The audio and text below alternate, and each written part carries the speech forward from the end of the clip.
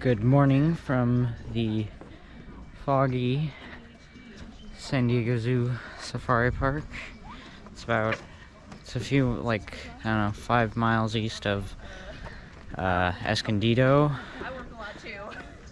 It's owned by the San Diego Zoo, and it's a second park, and it's a little more spaced out and less urban, because San Diego Zoo is in Balboa Park, so they can't exactly have a lot of space. But there's some, I don't remember, bighorn sheep, I think. Don't quite look like, well, yeah, I've seen wild ones before in Zion and stuff. That's cool. This is the Condor Ridge area. You see, everything is very wet because was dense fog this morning.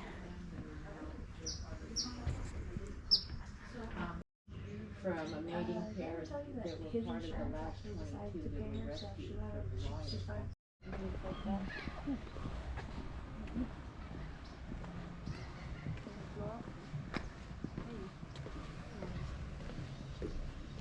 This is an area that I have not seen yet.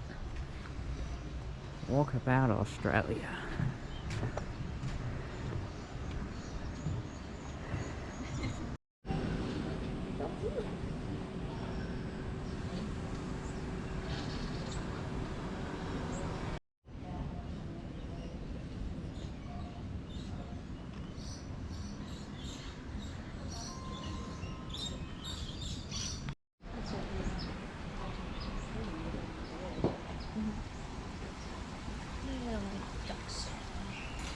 They're pretty cute ducks.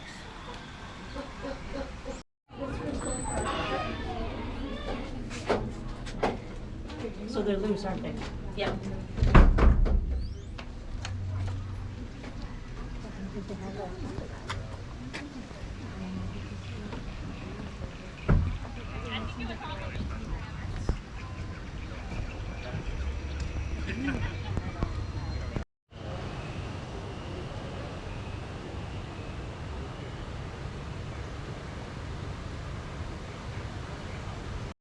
This one here, look.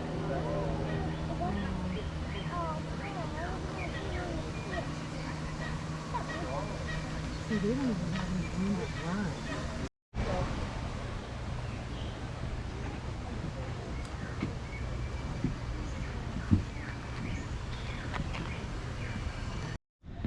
We just went through the kangaroo exhibit, and you actually do get to go, like, walk around with them. There's no fences or anything. It's kind of cool. They're kind of cute. The theming's better here than in DCA. But, yeah. It's a very nice, cold, or cool morning, rather. 65, but it feels like 50 something, so yeah, very nice weather. Look at his ears, they look so fluffy, huh? He has big ears.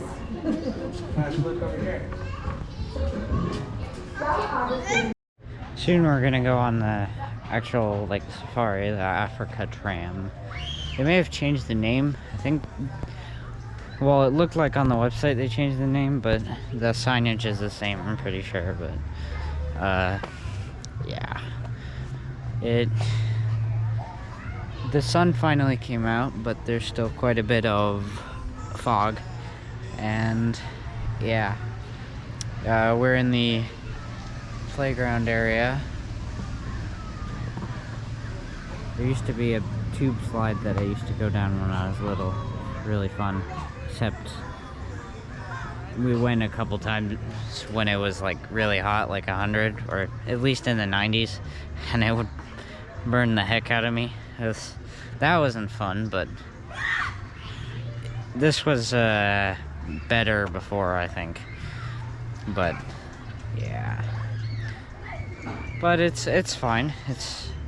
I'm older now, so it's not like I can go on them, so, or play on the play structure, because I mean, sometimes I go to the park or something with my friends and do weird stuff, but like go on the swings and stuff because it's fun. But yeah, I'm just rambling on.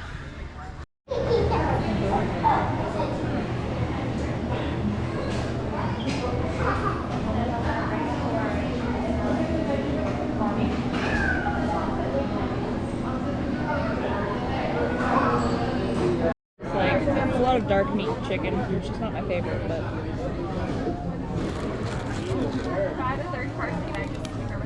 Was there napkins on over there? That's the rip off.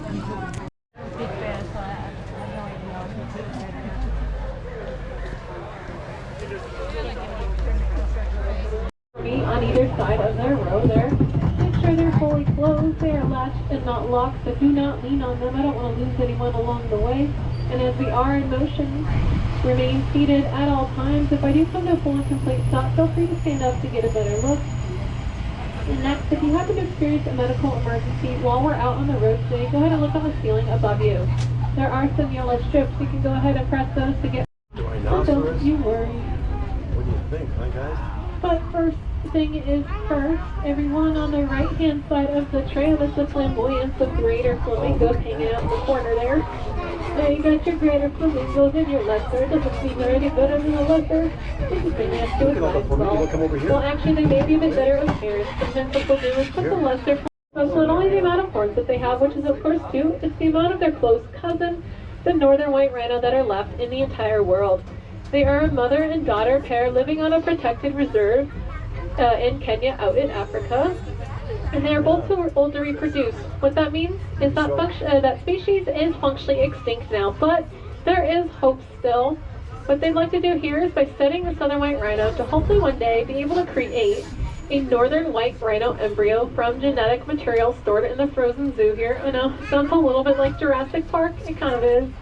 But then to have that southern white act as a surrogate for the northern white to help bring that species back. So pretty cool stuff, if I do say so myself. And now I could totally talk about rhinos all day. I'm a bit of a fan, they are my favorite. And I've definitely gotten in trouble for doing so. But I can't forget about my bird friendies off to the left here. For any bird enthusiasts that may be on board. There are a couple different species of pelican out here in the South Pond on the left. And some Dalmatian pelicans and some great white pelicans. The great white are on the island more in the center, and there's some Dalmatian more closer to the water's edge of that island. That's what you have available to you. Good adaptation or skill to be able to have when you're living in a more hot, arid environment where resources are more scarce. To either be able to graze on the grass below or the branches from above, depending on what you have available to you. I like the sovereign gazelles with those cute little white underbellies. The sable antelope on the left-hand side here also have those white bellies, but instead of the way they are colored, I want you to be taking note at the formation in that they are laying right now. They're all kind of laying sort of different directions, like, you know, maybe they had a bit of a bad fight, or like someone said something kind of mean. But actually what they're just doing is called an alert circle, having each other's backs. And you know, it's not a perfect circle, they're not the best at geometry, but it's still getting the job done, alright? Everyone in the group is kind of facing a different direction with eyes all the way around, 360 degrees or so.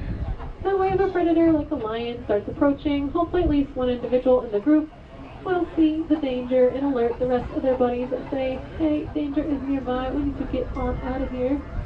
That's the name. For about every foot of height that they have about an inch of tongue. Meaning that tongue is 16 to 18 inches as well. It would be about the length if you were looking at your arm, from your elbow or so to the tip of your middle finger. And their tongues are very dark in coloration, very darkly pigmented, very like dark gray, if you will. If you've ever seen one close up in person or even just in a photo. And that's thought to act as a natural sun protectant. He doesn't know how to walk, he just likes to hang out right there. That is Dude's Dude. And he shares his habitat with his wild roommate, the Somali wild ass. They are possibly the most endangered species you'll be seeing out here on the tour path. There's thought to be only about 200 or so left in the wild. They face threats such as famine, civil unrest, and unfortunately poaching that has dwindled their numbers down so much. But the park does have a breeding program here to help these guys out. There's been over 40 of them born in the last 30, 40 years here at the park. Well, one is running. It's getting spicy. Of what I was talking about a little bit earlier with the giraffe blending into the green behind them. These guys are very, very noticeable on the green grass. And again, if you were to take a photo of them, put that black and white filter on them, if they're laying nice and still on the hillside, they'll blend in really nicely to a predator against that green grass and stand again in that great scale.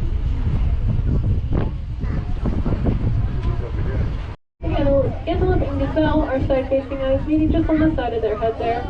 And it's also helping to elongate those forks to maybe make them appear a tad scarier towards a predator than they may actually be. So going back to those hubs I was mentioning earlier in the tour, that the organization focuses their efforts in and around the world, but we've also got our own backyard here, the Southwest Hub. And I'd have to say possibly one of the park's most notable success stories with conservation happened right here in our own backyard with the California Condor project. Condors are a vulture, and again they're going to be that cleanup crew out there for their environment. It was discovered back in the 1980s, only about 22 of these guys remained in the region. The park saw that, said, hey, that's a bit of a problem. If we want to help support a healthy ecosystem, we need to help these guys out. So with special government permission, they were able to take in the remaining condors here to a breeding program here at the park. That is still going on to this day, and to much success, I might add. They've been able to raise their numbers just from the 22, 30-some years ago to over 500, and many that have been able to be released back into the wild. The presence of either having horns versus no horns, what that is telling us is the area that they're coming from and how many resources that they have available to them. Like the Patterson's eland on the left-hand side here, these are all ladies. There is one male out here which I do not see currently, but he also has horns. But since these girls have horns, what that is telling us is they're coming from an area where resources are a bit more scarce, so they're going to have to compete for them. So they have the adaptation of having horns to help them out with that.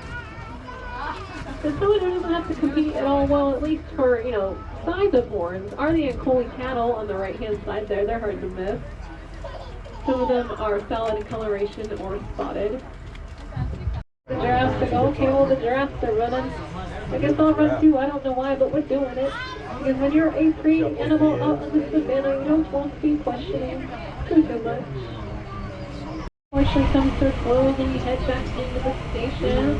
Hope you all learned a couple different cool facts about the wildlife here and also about their adaptations and how those adaptations not only help them to survive, but thrive in their environment. Like the light color of the flamingo to help keep them cool, or the short, upright, curved horns of the Cape buffalo so they don't poke out their friends' eyeballs as they migrate.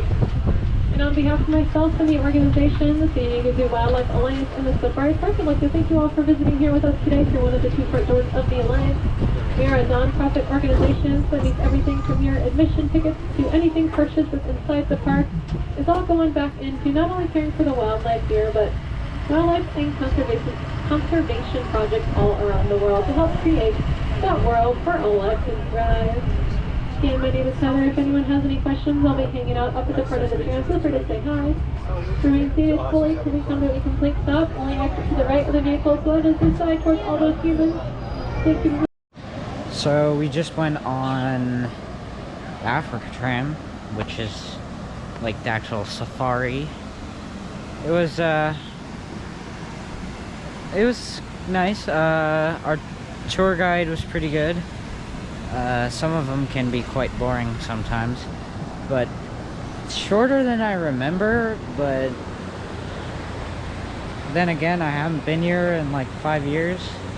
I used to go here a lot when I was little, so there's that. And yeah, it was nice. Very chill. We also I never actually reviewed it, but we had at Thorntree Terrace, I had a bacon cheeseburger, which it was good, but it's also expensive. I know it's definitely above $10, $10, but cheaper than Disney still, and at least is going to a good cause. But it was pretty good. It's not the best burger I've had. It's not like gourmet, but it was pretty good. I enjoyed it. And now I am going to have I am going to have a funnel cake sundae, which basically it's just funnel cake with powdered sugar, ice cream, and I chose apple pie filling. Oh, and also what do you call it? Caramel sauce. And I just flicked some sort of bug off my GoPro, and I don't know what kind of bug it is. It looked like a mosquito, and I don't like mosquitoes. Join them too, and they wouldn't listen to me. They wouldn't listen to me. Yeah, and they're very shy.